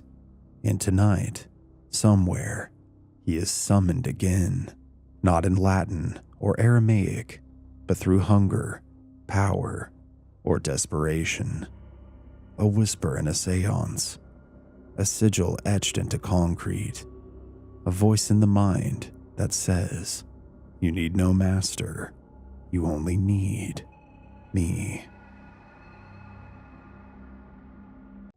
Throughout history, few names have carried the weight of blasphemy, obsession, and fear like Asmodeus. He's not merely a figure of folklore, but one of few demons whose presence crosses multiple religions, cultures, and centuries. From ancient Zoroastrian texts, where he first emerged as a wrathful spirit, to the Jewish Talmud, where he became Asmodeus, the tempter and deceiver, and from there into Christian demonology, where he took his final form as Asmodeus, demon prince of lust. His reputation has only grown darker, more personal, and more dangerous. This video explores his existence through religious texts, banned grimoires, exorcist handbooks, documented possession cases, and much more. So join me as we open the Demonology archives. They descended in silence. Before mankind carved stone into idols or penned prayers in ink, they came. Watchers, cloaked in fire and shadow, bound to the high places of the world. According to the ancient book of Enoch, these were the Grigori, or Watchers, a class of angels set to observe and guide mankind. But in the time before time, they transgressed. 200 of them, led by the arch-rebel Semyaza, abandoned their post and descended upon Mount Hermon. Their oath was not to God, but to each other. And in that blasphemous covenant, they made a pact to take human women as wives, to blend spirit and flesh. The children they spawned were called the Nephilim, monstrous giants, savage and cursed. Great men of renown, whose bloodlines poisoned the earth. Among these unions, whispered in apocryphal scrolls and ancient oral traditions, was born something worse, something neither watcher nor man, something corrupt. Asmodeus. Though his name is absent from Enoch's original list of watchers, later mystics and scholars across Judaism, Christianity, and Islam theorized that Asmodeus was the offspring of one of the fallen Grigori, an immortal woman, possibly even Neme, the demoness daughter of Lamech. This would make Asmodeus not just a demon, but a hybrid of divine rebellion and human lust, a creature born from the first crime of heaven. Where others fell from grace, Asmodeus rose in wrath. He would become the embodiment of unsanctioned desire, of twisted love, and of the rage that blooms when longing goes unfulfilled. He was not the Lord of War, but he would tear hearts from chests. He was not the god of fire, but he would burn cities with seduction and vice. His earliest whispers come not from temples, but from ruined cities. Cities like Eridu, Urgarit, and Uruk, where once sacred rites devolved into blood-soaked orgies, and priests heard voices in smoke-filled chambers. Mesopotamian demonology speaks of Asag, a being whose name is eerily similar and who brought disease and madness through lustful union. Later scholars would retroactively associate Asmodeus with these early figures, but it was not until the Hebrews went into exile that his name was written, etched into parchment, sewn into folklore, and sealed behind divine fear. By the time of the Babylonian captivity, Asmodeus had become known among Jewish mystics and scribes as Ashmedai, the demon of lust, destruction, and vengeance. Yet unlike many demons, Ashmedai has never fully been cast into oblivion. He was too intelligent, too cunning, and too ancient. He knew the tongues of angels and men, and he played them both against each other. The Talmud would describe him as king over all Shadim, spirits that existed in the spaces between heaven and hell. He was not born in a single moment, but forged across centuries, in the primal fears of childbirth, in the sins of forbidden desire, and in the screams of those who died not by sword, but by temptation. He was shaped not in the underworld, but in humanity's reflection, a demon born from what men wanted and could not have. And that is what made him unstoppable. In the book of Tobit, we are introduced for the first time to Asmodeus by name, for she had been married to 7 husbands, but the wicked demon Asmodeus had killed them before they had slept with her. Tobit 3:8. Asmodeus is not just a destroyer, he is the embodiment of obstructed love, twisted jealousy, and rage against holy union. He did not kill Sarah, he possessed her. Not in the sense of rotating heads and split tongues, but something more intimate and more invasive. Her soul had been shadowed by him. The demon of lust made her his own, and anyone who dared approach her in desire was slain before the act could be completed. The text implies his wrath was both personal and ritualistic. He struck 7 times, the biblical number of completion, covenant, and divine judgment. And each time, the act of sacred union was corrupted. What should have been holy became cursed. When Tobias, the son of Tobit, journeys to Media to retrieve his father's silver and marry Sarah, the archangel Raphael appears in disguise, sent by God to aid him. Raphael does not simply offer moral support. He gives Tobias a weapon, a ritual. Take the heart and liver of the fish and burn it to produce smoke in the essence of the man or woman afflicted by a demon or evil spirit, and the affliction will flee. Tobit 6:7. Here we are given one of the earliest formal exorcism rites recorded in ancient literature. Tobias follows the command, and on the night of the wedding, he enters Sarah's chamber and burns the entrails of a fish, the smoke of which repels Asmodeus. The demon smelled the odor, and he fled to the remotest parts of Egypt. There, the angel Raphael bound him. Tobit 8:3. The Book of Tobit is not often classified as horror, yet its roots are soaked in dread. A demon who kills in the bedchamber, a woman haunted, shunned, and shamed for the deaths that she did not cause, and a divine messenger engaging in spiritual warfare on Earth's threshold. And most chilling of all, Asmodeus is not destroyed. He is banished, bound for a time, but never slain, never cast into oblivion. The implication remains that he still waits just outside the veil. In rabbinical and Talmudic depictions, it is said that even kings must kneel before him at least once. He was not born of clay nor crowned by blood. His throne was made of smoke, and his crown of serpents. His kingdom had no borders, only victims. And once, just once, he sat on Solomon's throne.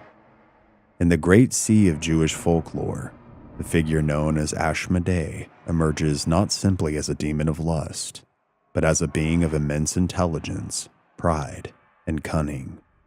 Unlike the beasts of pagan myths, Asmodeus was rational, calculating, and terrifying in his human-like craftiness. He did not just haunt, he outwitted, and he did not just tempt, he ruled. Asmodeus appears vividly in the Babylonian Talmud. The tale is as bizarre as it is unnerving. King Solomon, known for his divine wisdom, sought to build the temple in Jerusalem, but he learned that to cut the sacred stones without desecrating them with iron tools, he needed a mythical object, the shamir, a worm or stone that could cleave rock without metal. The only being who knew its whereabouts was Asmodeus. With the help of his captain, Solomon lured Asmodeus into a trap, using chains engraved with a divine name and a wineskin of strong drink. Asmodeus was captured and brought to Solomon in these chains, but what followed was no simple imprisonment. For years, Asmodeus served Solomon, offering insights, riddles, and strange knowledge. But behind his compliance was hatred and calculation.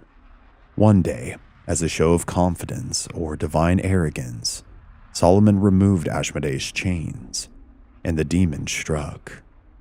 Asmodeus hurled Solomon hundreds of miles from Jerusalem, stole his ring, which bore the name of God, and took the king's appearance. For 40 days, some say longer, Asmodeus sat on the throne in Solomon's form, issuing decrees, seducing women, and spreading chaos beneath the guise of divine authority. Solomon wandered in exile, mad, barefoot, ranting of a demon wearing his face. Few believed him, and only after great tribulation did Solomon retrieve the ring, cast Asmodeus back into the underworld, and reclaim his throne. This tale, preserved not in scripture but in oral rabbinic tradition, is no simple fable. It contains layers of cosmic horror. The wisest man alive is overthrown by betrayal, a demon's cunning, a creature that understands sacred law yet perverts it for his own mockery, and a reminder that even the great are vulnerable to spiritual overthrow. Unlike other demons, Asmodeus doesn't need claws or fire. He needs only a moment of pride, a misplaced trust, to take everything. Strangely, some mystical writings claim that Asmodeus assisted in the building of Solomon's temple once subdued. His knowledge of divine order, geometry, and sacred construction was unparalleled, even among angels. This places him in the paradoxical position of both enemy and contributor to holy things. Could it be that evil was woven into the foundations of the temple itself? Some Kabbalists say yes, that the temple was built not just of stone and cedar, but of compromise. That beneath its gold lay secrets, and that one of the secrets wore a demon's smile. In Islamic lore, there seems to be a jinn connection. They are made of smokeless fire, and they see you from where you cannot see them. That is the ancient warning found in the Quran of creatures called jinn, created long before mankind, invisible and burning. Among them walk the shayatin, the devils, rebels against divine order. And within this firelit pantheon, shadows of Asmodeus linger. Though his name is never directly spoken, yet he is there, by form, function, and fear.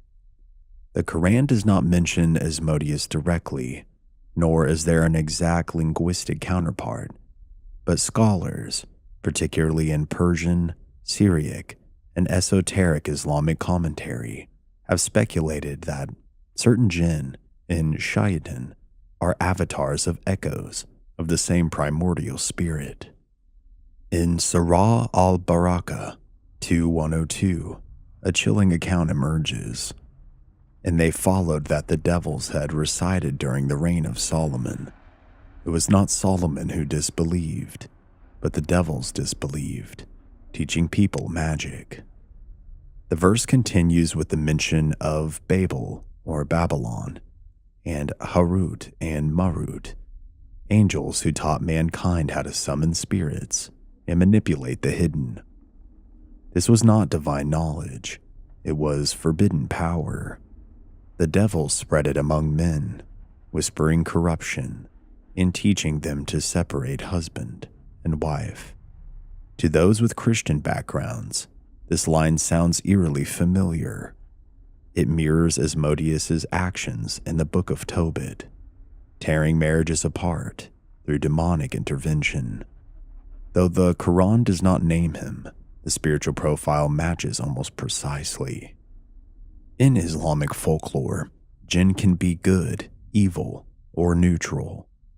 They live, love, marry, and die, but they also possess, deceive, and destroy. Among them are types associated with sexual assault and seduction. The Tsar, for example, is a class of spirit in North Africa and in the Middle East that is believed to cause illness in women, often manifesting through sexual dreams, infertility, or hysteria.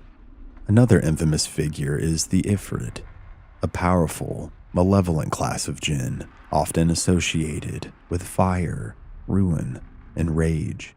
The Ifrit has long been invoked in horror tales as being of unrelenting violence and cruelty, appearing in both the Quran and countless Arabic folktales.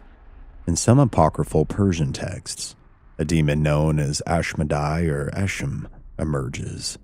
These writings describe Eshem as a demon of wrath, a being who strikes lovers and ruins families. He is opposed by Sorasha, the angel of obedience, mirroring Raphael's opposition to Asmodeus in the Book of Tobit. He is also a demon that is found in grimoires.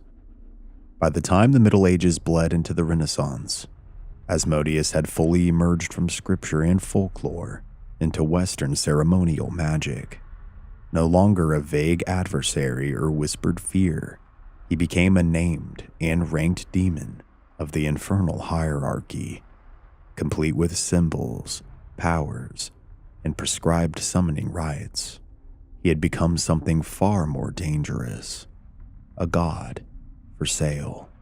Written sometime between the 17th and early 18th centuries, the Lesser Key of Solomon is a grim compilation of magical invocations, demon summoning rituals, and protective seals. It codifies 72 demons said to have been bound by King Solomon himself. In the first and most infamous section, known as the Ars Goetia, Asmodeus appears as the 32nd spirit, ranked as a powerful king under the rule of a Mammon, a demonic prince of the East. He is strong and powerful and appears like 3 heads, the first like a bull, the second like a man, and the third like a ram. He has the tail of a serpent, and from his mouth issues flames. He rides upon an infernal dragon and bears a lance with a banner. Asmodeus is associated with lust, luxury, and debauchery, and is said to teach arithmetic, astronomy, geometry, and handicraft, a clear echo of his role in Solomon's temple and earlier Jewish lore. Yet beneath the scholarly surface lies a disturbing warning. He must be approached with great caution, for if the conjurer is not guarded by the proper rites and protections of the angels, Asmodeus will deceive, destroy, or possess. His wrath is legendary, and his contempt for weakness, especially that of the conjurer, is absolute. In 1818, French occultist Jacques-Colin Plancy published the Dictionnaire Infernal, a dark encyclopedia of demons, complete with grotesque illustrations. By the 1863 edition, Asmodeus was featured prominently. Asmodeus is the demon of lechery. He preserves the secrets of pleasure houses, tempts men into impure acts, and rules over gambling dens and corrupt courtships. De Plancy's illustrations shows a monstrous being with clawed feet, a crown, and wings, holding a scepter, half king and half beast. He was no longer the subtle spirit of Tobit or the manipulative Asmodeus of the Talmud. He was now a fully integrated figure of Christian demonology, adopted into the growing canon of hell's nobility. The Grimrorium Virum, an 18th century Italian grimoire falsely attributed to Solomon, focuses more explicitly on practical demon summoning.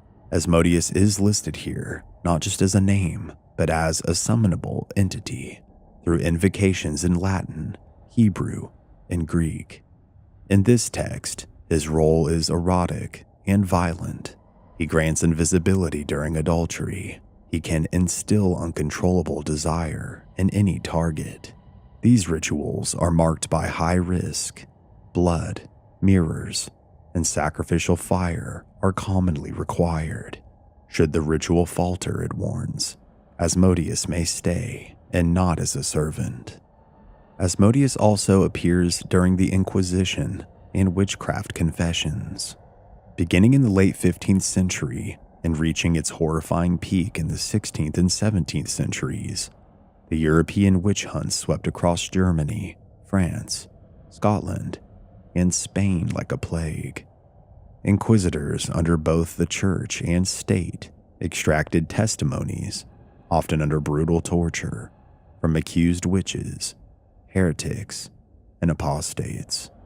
These confessions followed a disturbingly consistent pattern: pacts signed in blood, desecrated crosses, naked gatherings under the full moon, and most disturbingly, sexual intercourse with demons.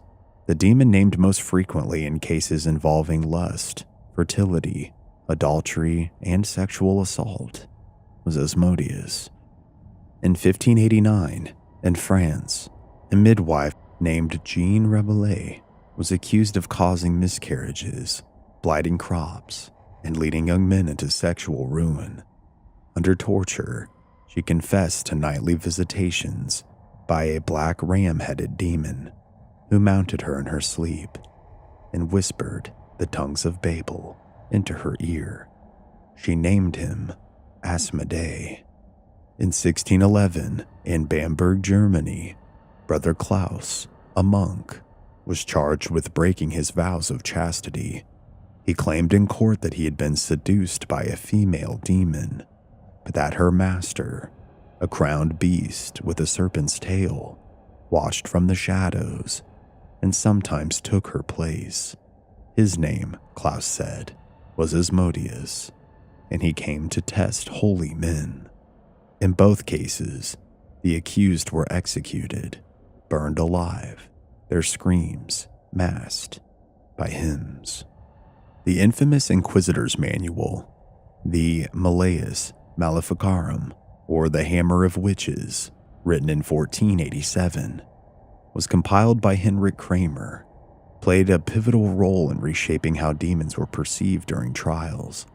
Later versions and commentaries began associating the sexual tempter figure with Asmodeus, especially when witches were accused of luring priests into scandal, causing infertility, or having demonic offspring. Some inquisitors even declared that Asmodeus could enter a man's seed, corrupt it, and thus pollute bloodlines. The idea was simple and horrifying. A demon could possess a generation from the womb. By the 17th century, sexual demons were commonly categorized into two groups: succubi, which were female demons who seduced men, and incubi, male demons who assaulted women. Asmodeus was said to command both. He did not appear in every ritual, but where lust and shame intersected, there he reigned. Victims often claimed that a presence entered their bedroom at night, that they would have dreams of being violated, often with animalistic features present, such as horns, scales, or hooves, the sensation of paralysis and burning, and unwanted arousal. From the late 1800s through the early 20th century, Europe experienced what scholars call the occult revival. Disillusioned with institutional religion, intellectuals and mystics turned towards forgotten gods, spirits, and ancient demons. They did not deny the supernatural, but they did invite it. Orders like the Hermetic Order of the Golden Dawn, the Theosophical Society, Ordo Templi Orientis, or the OTO, and fraternal lodges drew from old grimoires like the Goetia, the Grimorium Verum, and the Dictionnaire Infernal, reviving their rituals under the veil of high ceremonial magic. And in many of these texts, one name was marked with lust and danger: Asmodeus. Within these orders, Asmodeus was reimagined less as a grotesque monster and more as a symbolic force, representing libido, hidden knowledge through desire, and wrath turned into willpower. His traditional image of being three-headed, crowned, riding a dragon, was reduced to sigils, tarot archetypes, and planetary associations. But beneath this intellectual repackaging, Asmodeus was still dangerous.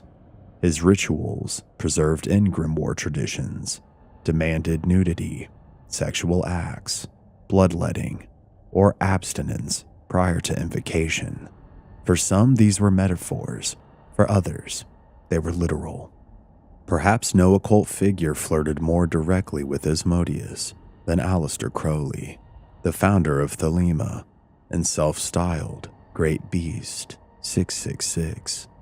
Though Crowley rarely invoked Asmodeus by name in his public writings, private journals, such as the Magical Record of the Beast, included coded references to the King of Lust and Amodio, a spirit bound to the sex ritual known as Liber XLIX. Crowley's magic involved sex as a sacrament, including same-sex rites, tantric inversion, and ritual orgasm, all concepts that mirrored Asmodean mythos: interruption of sacred union, twisting of desire into power, and knowledge gained through pleasure and taboo. It is widely believed that OTO initiates were taught rituals in which Asmodeus was invoked directly, masked in layers of Hebrew, Latin, and gematria. These rites did involve sex, fire, and invocations of Mars. Crowley himself wrote that the pleasures of Asmodeus are the keys to unlocking the temple of man. He did not fear Asmodeus. He worshipped what he believed Asmodeus represented. Separately, legends began to circulate tying Asmodeus to Freemasonry, especially in French and Scottish traditions. In particular, the Château de Rennes-le-Château in southern France, a mystery-rich estate allegedly tied to the Knights Templar, became the focal point of Asmodean myth. In the 1890s, a Catholic priest renovated the church on the estate and installed a statue of Asmodeus at the entrance, one that was grotesque, hunched, and holding holy water. This image of a demon inside a church ignited a century of speculation. Did this priest discover forbidden Templar knowledge? Was the statue symbolic of the church's secret pact with infernal powers? Or did he, as some believed, engage in ritual worship of Asmodeus in exchange for sudden, inexplicable wealth? No confession was ever made, but the rumors, rituals at midnight, gold in the crypt, and orgies within spread like fire in dry hay. There are other notable possession cases as well, in which Asmodeus is believed to be tied to. In South Africa, a 16-year-old orphan named Clara Germana Seal began exhibiting symptoms that baffled missionaries and physicians alike. The records, written by nuns of St. Michael's Mission in Natal, reported that Clara understood languages that she had never studied. She displayed supernatural strength, throwing nuns across rooms. She revealed the private sins of those around her, and she had a violent aversion to holy water, crucifixes, and Latin prayers. Most disturbing, the manifestations were described as sexual and blasphemous. She often spoke in a male voice and made obscene gestures toward priests, even during prayer. Though no specific demon was named in the surviving documents, later Catholic scholars and demonologists, especially in post-Vatican II studies, have speculated that the characteristics aligned closely with Asmodeus. Clara's exorcism lasted 2 days, and witnesses claimed that a dark, smoky figure left her body during the final rite. Another case, one that I have covered on this channel, is also loosely associated with Asmodeus. In West Pittston, Pennsylvania, Jack and Janet Smurl and their children claimed they were terrorized by a demonic entity for over 15 years. Their story became a national sensation, eventually drawing the attention of Ed and Lorraine Warren, the famed demonologists. Their activity reported foul odors of rotting flesh, violent sexual assaults on both Jack and Janet, growls and shadows moving through rooms, and a black mass that would manifest and vanish on command. Lorraine Warren stated in interviews that the entity was not human, and that it was not just a haunting, but a demonic infestation. Though the Warrens avoided naming this spirit publicly, speculative connections in later books and occult forums pointed towards Asmodeus. This was due to the sexual assault of both genders, destruction of intimacy in the home, and the targeting of religious individuals, considering Jack was a devout Catholic. The church eventually sanctioned an exorcism, and though the results were unclear, the family moved, and the phenomena ceased. In modern Catholic exorcism handbooks, Asmodeus is listed among spirits of impurity, Priests are advised to watch for the following signs during possession cases that suggest his presence: obscene speech or gestures during holy rites, sexual nightmares involving beast-like creatures, sudden divorce, adultery, or abuse within families under spiritual attack, fixations on mirrors, self-image, or nudity. In Father Antonio Fortia's field notes, a leading Vatican-trained exorcist, he recounts a case of a Spanish woman who spoke in ancient Hebrew and claimed to be the consort of kings, the one who breaks their beds and names. She repeatedly referenced the burning throne and demanded blood and wine. Fortia never publicly confirmed the demon's identity, but in a footnote, he marked the reference, see Asmodeus, Tobit 3:8. In 2004, a New England-based clinical psychologist by the name of Dr. Keith Callahan privately shared notes with a Catholic diocese involving a patient given the pseudonym Alyssa. Her case presented as hypersexual behavior followed by intense guilt, voices urging her to seduce her father, priest, and therapist, reoccurring dreams of a horned man laying beside her in bed, and sudden violent outbursts during religious exposure. Dr. Callahan, an agnostic, began documenting what he believed were signs of demonic attachment.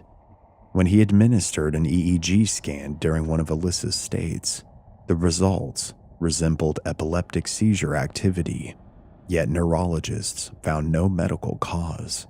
She later attempted to unalive herself, according to the diocesan notes, and she underwent a private rite of deliverance, not a full exorcism, but a sanctioned prayer session. Her symptoms improved only after she renounced all sexual contact and spiritual practices, including yoga and meditation. Dr. Callahan's private conclusion: whether psychosis or spiritual, this patient did not invent the name Asmodeus. She had never heard it before, but she drew his sigil perfectly. In the modern day, Asmodeus has taken a new form, one born not in parchment, but in pixels.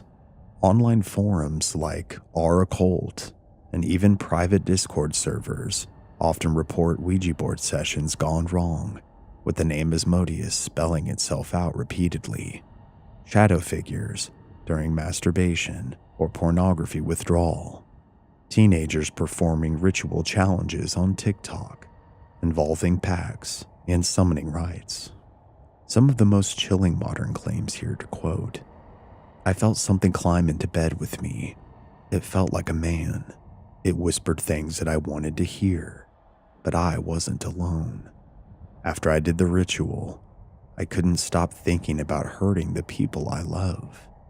And I asked for power, but now I see him everywhere, reflected in glass, in strangers, and in myself. Whether hoax, hysteria, or true spiritual contact, the mythos is certainly very alive. There are mentions of Asmodeus during the Satanic Panic, as well as very real cult and occult-related crimes and their court documents, but I think I'm going to save that for another separate video, so that way I can do a full proper deep dive into what all that contains. But given all that we've delved into today, if someone's obsession, pain, and violation feel external, if their healing comes through exorcising a name, does it matter whether Asmodeus truly exists? Or perhaps worse, does it make him more real if enough people believe he does? Asmodeus survives not because of belief, but because of behavior. He feeds on repetition, the jealousy, the lust, the wrath we hide behind poetry and psychology. Whether you believe in demons or not, one truth remains. The effects attributed to Asmodeus are real, and sometimes so is he. Thank you guys so much for joining me into this deep dive of this very creepy demon here on another episode of the Demonology Archives. I appreciate your patience. I know these episodes aren't for everyone, but for those who've been waiting for them for another installment, I truly hope that it was worth the wait. Please like the video if you liked it, subscribe if you're new here, and comment your thoughts down below. You can support the channel by clicking Join Now here on YouTube to become a channel member, or by joining my Patreon at patreon.com/mysteryarchives, or by purchasing my books or merchandise from my official store at mysteryarchives.myshopify.com. Again, thank you all, and I will see you soon with another brand new episode. This has been Cody here at Mystery Archives. Remember to stay safe out there, and take care. I'll see you next time.